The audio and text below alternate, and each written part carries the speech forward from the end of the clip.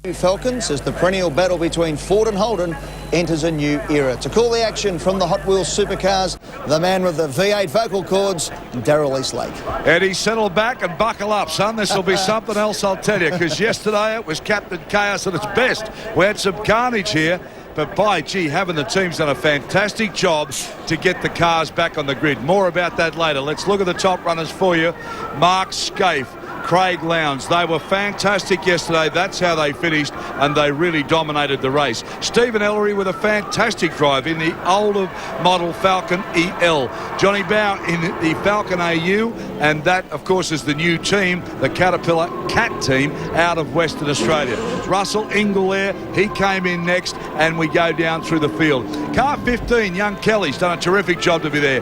Greg Murphy's also good. Tander, fined $1,500 for taking Wayne Gardner out yesterday and lost all the results out of that race. Dickie Johnson way back on 17. That's unusual for him. Crompton there in the new Falcon, and that's a pretty looking car, let me tell you. That's a works car, and you'll see some big names toward the end of the grid. AJ mainly because all of the smash and bash we had. Yeah, obviously being non-finishers in yesterday's race, they have to start this race from the back of the grid, and that in itself will be very interesting to see. Bargwanna and Gardner, what a job they've done to get those two cars repaired overnight. Yeah, I don't think the mechanics had too much sleep last night, that's for sure. Wayne Gardner, brand new car. Bargwanna, brand new car, and both very heavily damaged. And boy, oh boy, they have done a remarkable job. And I spoke to Wayne Gardner late this afternoon. He didn't think there was a hope in Haiti of getting that car ready for today. Crompton's actually in the EL Falcon, Daz. It's painted exactly the same colour as the AU.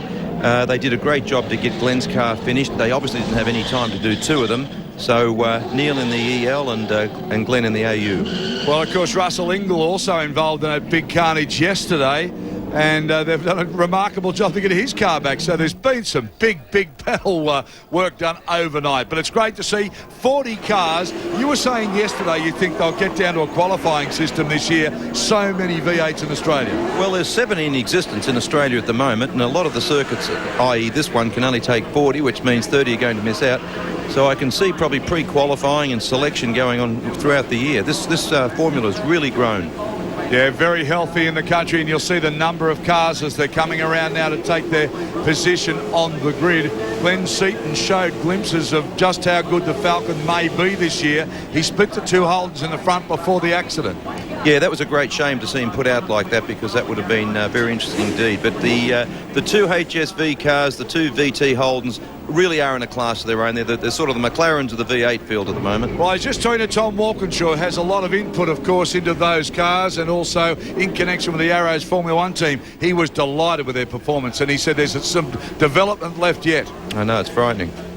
All right, set now, waiting for the lights to come up. Glenn Seaton, there he is. Always looks nice and cool and relaxed. He really showed a glimpse of what the new Falcon AU might do this year. He was up, he's way back in the grid now because of that accident. Green flag from the rear, ready to go. Wait till you hear it start to rumble. Let me tell you, the track starts to shake. The Formula One mechanics, they come out to look at these. Green lights racing now. Both the Holdens get their power down nicely. Stephen Ellery with a good start. Johnny Bowen up on the outside. That looks like Jason Bright, I think so, in the bright blue car. Here they go, Holden 1 and 2. Right nose to tail. Ellery, great job in third. Great start from Scaife, another really good start. He's got clean air. I don't know who that. I think that's Terry Finnegan by the look of it. A bit hard from this aerial view. Number 43. Yeah, Paul Wheel in the Falcon. At the moment, Russell Scaife, I said that the other day. I've known his father. Don't age him that quickly. All my life I was calling him Russell. Yeah, Mark Scaife doing a great job. Now, yesterday, these two really did fight out a great battle, but we were very impressed with the young fella because he was just going so well. I mean, Stephen Ellery didn't give an inch to John Bow yesterday. No, and he came under a lot of pressure for a long time. That's one of the ex-Stone Brothers car. I'm not sure whether it's the actual ex-Bright car and Richard's car from Bathurst, but he bought that car a month or so ago and hasn't had a great deal of time in it, so his performance is very impressive. Russell Ingall now, he's in that distinctive silver car. Oh, looking under brakes. Me. Locking up brakes big time. Plenty of. Oh no, that's more than the lock-up brake. Yeah, that's an engine lock-up. That's terminal. Gone. Jason Bright out with A lot of smoke just pouring out of the car. He'll pull it onto the grass there, get it out of the way. Dare I say it might have been a hose connection or something come loose? Yeah, it looks like something like that. Okay, good on you, AJ. Out front still the two Holdens though. Stephen Ellery doing a great job in third place now. Look who's behind him. The man that really had something to do with all that chaos yesterday. Russell England done a terrific job to get his car back into shape because it was bent on basically every corner.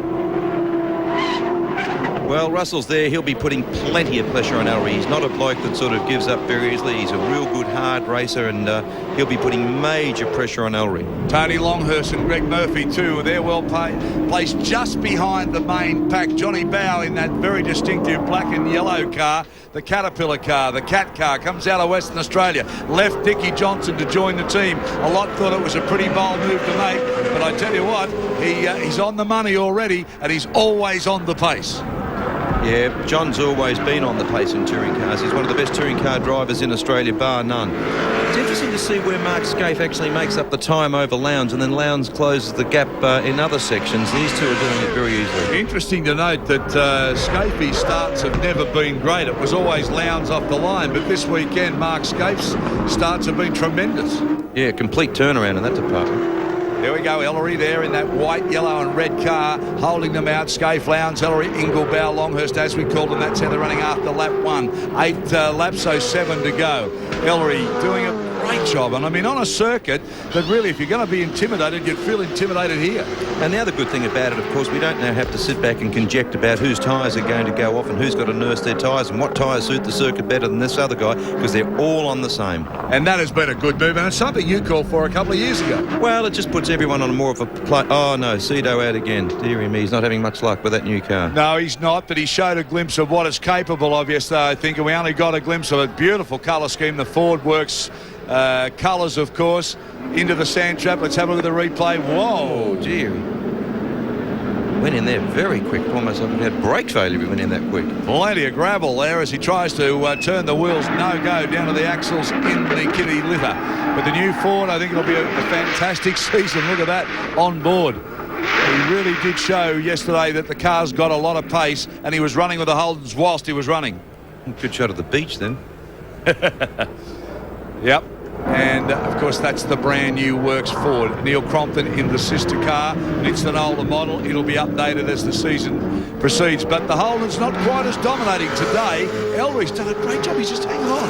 He really has surprised me. I think he's found a new fan as well. Well, I'm telling you, it's been a great job. It's an older model car, and he's in great company, and it's on a circuit that's very scary to drive. It's intimidating, and he is not giving an inch to anybody. No, his drive yesterday and so far today, very impressive. So Scaife and Lowndes still hard at it, and beautifully turned out these cars. They really are, and Walkinshaw said, don't worry about that. We've got a lot of development yet for these cars. Can't help but think perhaps Jason Bright might have thought we should have kept onto the EL for a few races more before we went into the AU. Well, new cars always difficult, and of course Holden had the edge by having those few races later in the season last year to at least do some race testing. Whoops, Terry Finnegan there having a bit of a lose. He'll be giddy by the end of the weekend. He has done that a few times. Look at the size of this crowd as the cars all sneak through. And they love the V8s here. It's terrific to be down in the Formula 1 pit lane, because as soon as the V8s fire up, they all run out. They all come and have a look. I think it's a formula that's captured the imagination of everyone, Daz. I mean, they're big and they're noisy, and flames belching out of the exhaust, and they swap positions. Well, haven't done so much this time, but no, it's a very exciting form of motorsport, and I think that's been borne out by the fact that there's 70 of them in Australia. It's becoming very popular. And AJ, your general down. Absolutely. Do you know, for Adelaide, they're going to reconstruct the Formula 1 circuit over there, and they're holding the Adelaide Fabulous 500, a 250 race on the Saturday, a 250 race on the Sunday. Most of the corporates have already sold out completely, and they're predicting a similar crowd to when they had the F1 race there. Yes, and of course Darwin last year, a new addition, and that was a big success. Here we go, Scaife, Lowndes, 1 and 2. Holden Racing Team as they start to reel off the laps now, all together nice and tight, just running in formation. Stephen Ellery doing a terrific job. He's back in third place, shadowed by Johnny Bow. They come up the start-finish line again. We'll take a break. Hey, buckle up, Australia. The V8s are on the track, and we'll be back.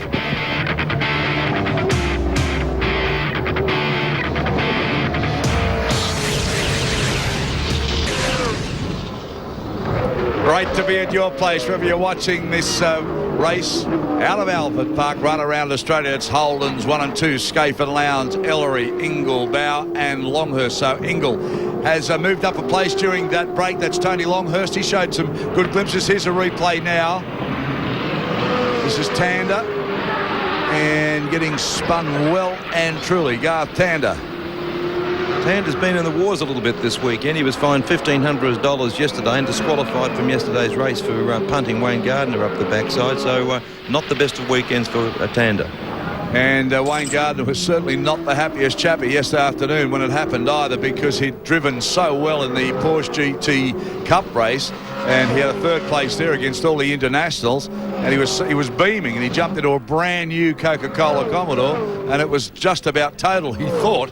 But they've done a magnificent job and got it back racing today. Haven't seen it yet, but it's all a Holden so far. 1 and 2, Scaife and Lowndes just running in formation.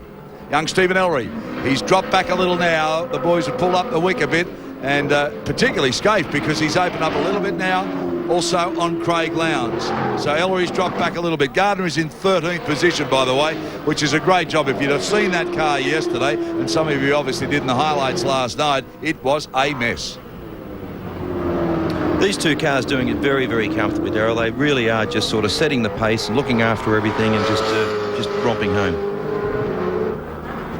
Well, it looks like a terrific season now, what we've seen here so far. I mean, there's a lot more development into all of the cars. The championship starts proper than the endurance races, with so many cars and so many competitive cars, and a lot of young talent starting to make their name as well. Absolutely. Well, I think that the reason we haven't seen a couple more AUs on the track and perhaps not as far up as we'd like to see them is that they didn't receive their aero kit until very late in the day. In fact, it was almost to the stage where I think they had to put names in a hat, and whoever drew the name out first got the first aero kit, and second got the second aero kit, so forth and so on. So they're right behind the 8 ball with development in that terms. A lot of talk about John Bow there in the black and yellow Ford, about leaving Dick Johnson Racing. Dick Johnson having his final season, saying goodbye to Australia. In fact, his last Grand Prix meeting is on right now. So it's a sad time for him. But Johnny Bow made the decision to go over to the Western Australian-based team with the Cat and Caterpillar signage there,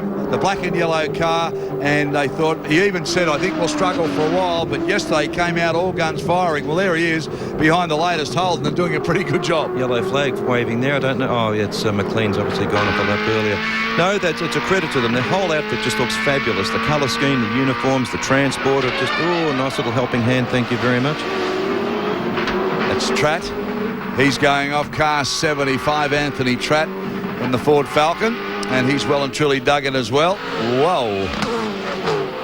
Yeah, I think Todd Kelly's going to be a little bit close to the back of him. I'm not going to cast any aspersions on that, but he may just have been given a little helping hand. It's a difference when you see the F1 cars go off and they skate across that, and they're so delicate on to make sure they don't spin the wheels to try and drive off. The Altura is a lot heavier, of course. They dig straight in, don't they? 1,350 kilos versus about 600. You know, they're very heavy. In fact, they're a very heavy car to make a tyre for and a wheel, because they're 1,350 kilos, they're 600 horsepower, they have an enormous amount of torque, so they're very hard on all the componentry. Mark Scaife now really, he's starting to pull some distance on Craig Lowndes, and he was so excited about winning, and there goes the Daily Planet car. Yeah, Wakefield in that. I think he leased that car from the weekend off John Trimboli, and he wasn't going too bad.